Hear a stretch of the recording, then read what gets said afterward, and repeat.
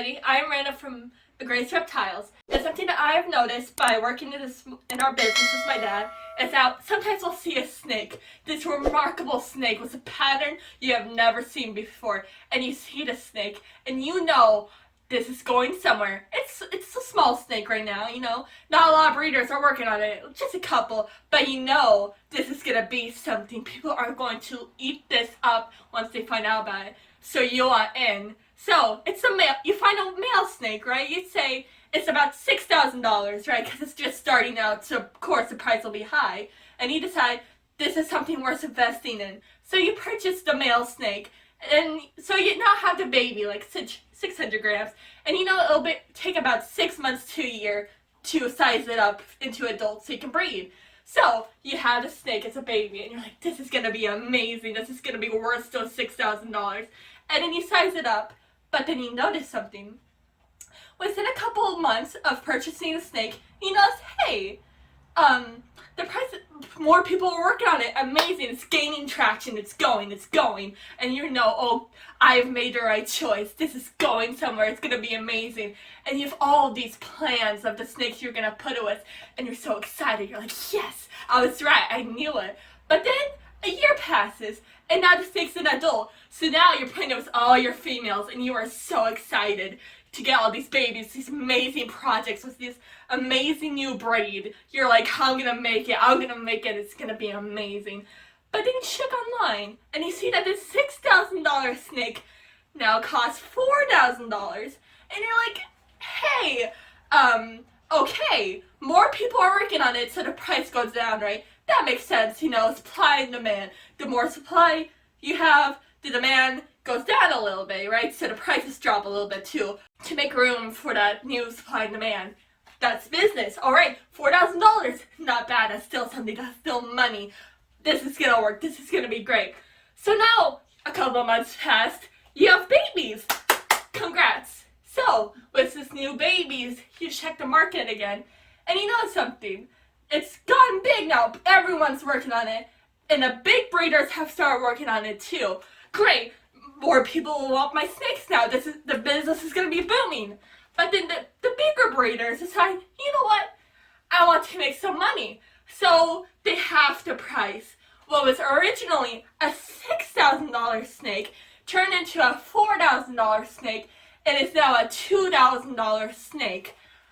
Alright, so you have these babies now, except now instead of costing the original $6,000, they're now $2,000, and you now need to sell 3 snakes instead of the singular one, which, it's fine, you can do it, you can make the sales, but is it fair that the big breeders can come in with a $6,000 snake, and then within a year or two, turn it into a $2,000 snake, and once it's at $2,000, people will have the snake and turn it into $1,000, which will quickly turn into $500 because one breeder decides they want to make a quick sale.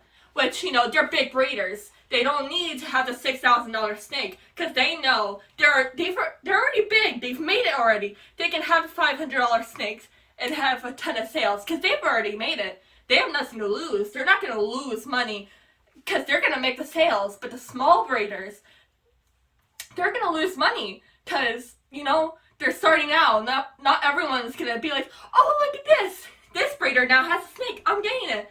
You have to be lucky. And when you see these snakes go down and down, your prices need to go down and down, except you're not big. You don't have $1 million to invest in these reptiles. You only have thousands. That's $6,000 investment. It's a big deal to you. You want to make that money back, but now you have to fight for that money back. Instead of selling the one $6,000, you need 3 just to cut even. Is that fair? Is that really fair? That everyone who's trying to make it in this community needs to fight 3 times as hard as the big guys because they have nothing to lose. Is it fair? When you invest, you hear all these stories of people making it big. You want that, but it's hard because everyone else keeps making the prices lower and lower, which makes sense. But since 3 years, it's like a fourth of the original price, and you're losing money. You're just barely cutting it even. And it's so hard to get places because the big breeders, they have nothing to lose. They've already made it. They're there. And they don't... And it's hard because it's not fair. I understand. They just see the demand, and they think, oh yeah, I can do it. I'm not gonna be losing anything, but they don't acknowledge that it's not as easy as everyone else also working on these projects to make that money. And you have a snake, and what turns into $6,000 turns into $500, and you just have to hope again. It's like playing chess. You have to be a couple moves ahead, because someone else will also be moving a couple of moves ahead, and it's like you're fighting to be on top. Because if you don't make it quick enough, the money is just gonna drop just like that, and you're gonna lose it. So you need to keep trying to find the newest thing, and you need to spend all your money just in the hopes of making it back. And it's so hard. I understand that's business, survival of the fittest, quickest to get it, quickest to sell, and all that. But it's not fair. All these small breeders need to work so hard just to cut even, just to make the sales. Because it's always, people are just constantly dropping and dropping and dropping and dropping. And it's not fair, And sometimes they'll just cut it so far, not even like half, They'll just say, yeah, this snake, yeah, that's 500. Like, no, it's not. It's 1,000 and you know it. But you sell it's 500 because you just want the sale. You just want it to be gone.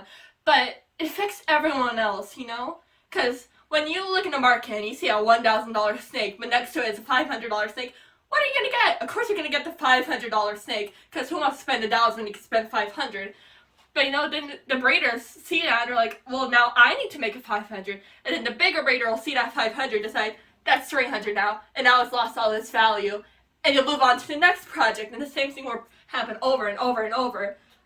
So how do you fix this problem? And the thing is, I don't really know, because, big breeders are always just going to slowly lower the prices, which will make everyone else slowly lower the prices. It's just a cycle. And I think a solution to this problem would be to try our best to maintain prices, When you see a $500 snake, try not to panic and immediately lower your prices.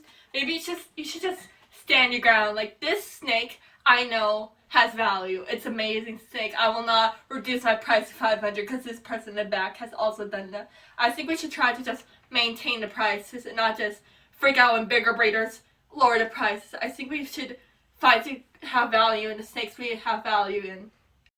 What makes a snake valuable? It's not just a pattern. It's not the pattern that comes with a snake. It's the fact that people spend time and money and care and love and passion to get quality animals to sell to other people. Because snakes, they don't just grow in a day. Rome isn't built in a day. It takes feeding them rest. It takes cleaning their cages. It takes giving them water and food and care to get these snakes, And then to put them in the market just for it to drop, just like that. It's not fair. What would I recommend to solve this issue? I would say that big breeders just need to acknowledge that smaller breeders are also working in this project, and maybe when they see something they want to work in, not immediately just drop the price. I think we should work together as a community to maintain even prices and not to just drop it, because it affects everyone else. And people need to acknowledge that it's not just us in the community. It's not just one person. It's all of us working together to sell the snakes, to love these snakes, because we're all reptile lovers in hearts, and we need to acknowledge that it takes more than just me. It takes more than just you and me to do that. It takes all of us together, and just not trying to tear each other down, because that's not what we're doing. We're not purposely trying to do that. But I think we should just try to work together more as a community, because that's what this is. This community of people who all love reptiles and love seeing these cool new patterns and these cool new snakes. We all love our cool snakes, I love cool snakes too. They're awesome. And I think we just need to remember that sometimes. And remember, maybe at the end of the day, making quick sales isn't the most important thing. Maybe we should just stick together, If someone says it's 4,000, sure, okay, I'll sell it as 4,000 too. I won't sell it as 2,000. We're in this together. And those are my thoughts here at Gray's Reptiles. Thank you. Thank you for watching this video. It was very important to me, which is really saying something. I feel like this needs to be said, because I know it's not just us facing this problem. It's every other small breeder trying to get themselves out there. So I hope that this video can hopefully bring a little bit of awareness. I know it's probably not the best, but I think it's important to just say how it is, If you like this video, then please hit like and subscribe. And if you have something more to say, something to add on to it, then I would love to hear from you in the comments. Thank you very much, Miranda. Peace.